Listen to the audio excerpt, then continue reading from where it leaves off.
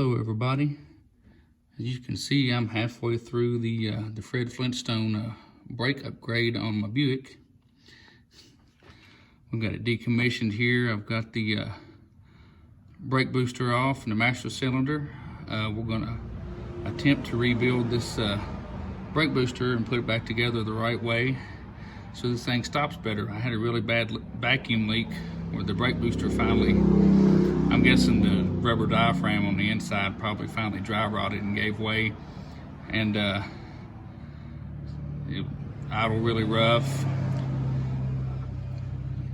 and just wasn't running really good because of the big vacuum leak. Of course, the brakes weren't going to work right. So for quick fix, I just stuck a spark plug in the vacuum hose and just had manual brakes, except they're harder than manual brakes because the manual brake setup on these cars actually had a bigger piston in the master cylinder to help aid you in stopping a little bit, whereas the power brakes, the piston in the cylinder is not as big, so it's even harder to stop when the booster's not working.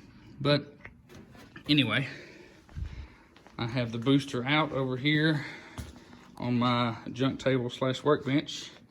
We got the old master cylinder off of the booster, and all of this rusty liquid here came out of the booster, out of the opening here whenever I tipped it over. So I don't know if that is water and moisture that's built up in there, or if it's old rusty brake fluid that is bypassed into the booster because of worn out seals in a master cylinder, worn out master cylinder, not sure. So I've got my booster here. As you can see, unlike a lot of boosters, the piston for the master cylinder is built into the booster, which was an oddball thing that Delco Moraine only did for like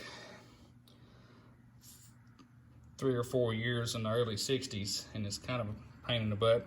But anyway, there it is. This is my booster. Really oddball. You can't buy this as a replacement booster.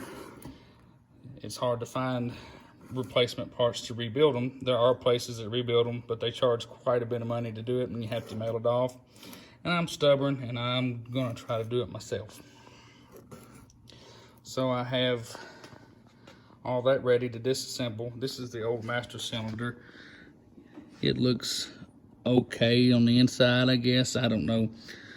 But I have a new master cylinder. They're cheap enough. I bought a new one. We're gonna go ahead and swap it out while I'm repairing the booster.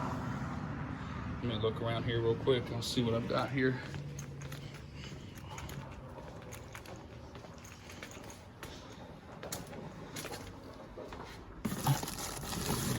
Here's my new master cylinder. And my booster rebuild kit is right in here, and it's from Midwest Power Brake Products, and it has a new rubber diaphragm, instructions, and springs, and a few O-rings and whatnot. I'll look into it deeper when it comes time to do it. But I also have